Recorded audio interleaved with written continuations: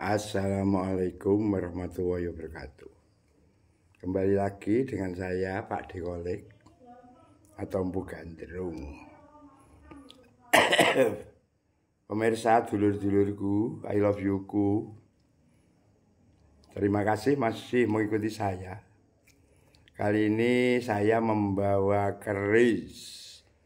Ini namanya keris tilam sari. Ya, tilam sari, pamornya adalah udan mas.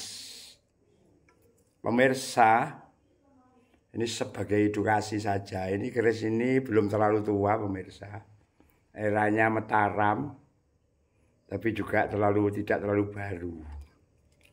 Jadi, dulur-dulur, ini adalah peninggalan empu yang sudah Islam. Mataram itu sudah Islam. Karena Mataram adalah Kasunanan. Nah, ini pemirsa. Tilam sari,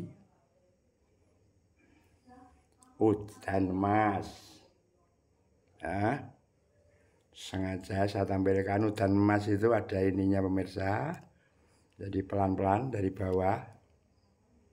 Ini itu ada titik-titiknya dan bulat seperti itu. Ini keris yang luar biasa.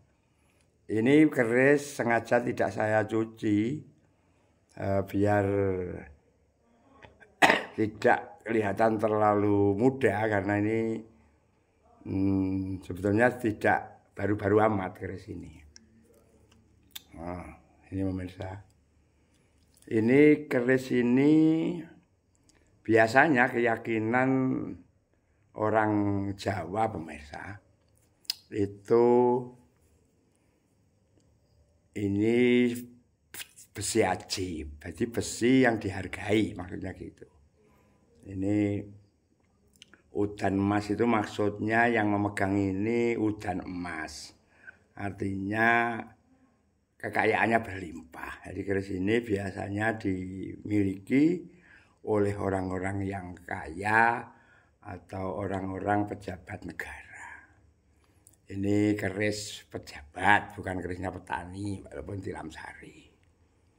Begitu pemirsa, buku sekalian, ini sekedar edukasi mengenai keris. Jadi biar pemirsa memahami keris, karena keris itu hal yang sebetulnya tidak mudah. Karena apa? Karena ada yang mengatakan keris itu ada tayuh dan ada teluh. Jadi tayuh itu maksudnya kadang-kadang keris itu membawa keberuntungan. Neluh itu kadang-kadang membawa keburukan. Jadi istilah saya ini, keris itu seperti kadang-kadang seperti buah simalakama. Mau dibiarkan ini tinggalannya leluhur. Jadi ini budaya leluhur, ini karya leluhur. Mau disimpan, oke. Mau disimpan itu ini kadang-kadang kita tidak mengerti harus diapakan keris ini. Jadi keris yang seperti ini seharusnya cukup dicuci, pemirsa. Habis dicuci itu maksudnya bukan apa-apa. Dicuci itu dibersihkan biar tidak berkarat. Habis itu dikasih minyak singer. Maksudnya kalau dikasih minyak, karat tidak mudah nempel, biar keris itu awet, tidak rusak. Itu pemirsa. Jadi yang disebut memandikan keris itu bukan ritual-ritual yang sebetulnya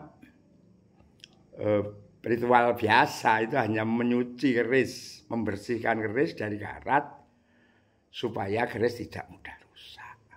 Itu keris, pemirsa. Jadi keris ini di Jawa itu ada dua keyakinan.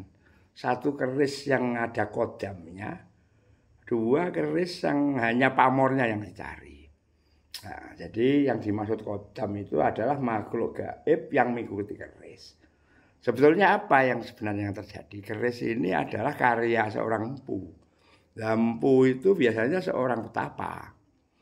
Sehingga dalam membuat keris dia berdoa kepada Yang Maha Kuasa, Kang Murbeng Dumadi atau kepada Allah supaya keris ini sesuai yang diinginkan. Jadi ini bukan kemusyrikan. Jadi sehingga kalau keris itu punya khasiat atau punya sesuatu yang sesuai yang diinginkan, itu karena seorang empu itu berdoa kepada Yang Maha Kuasa. Bukan karena keris itu diisi kodam lah.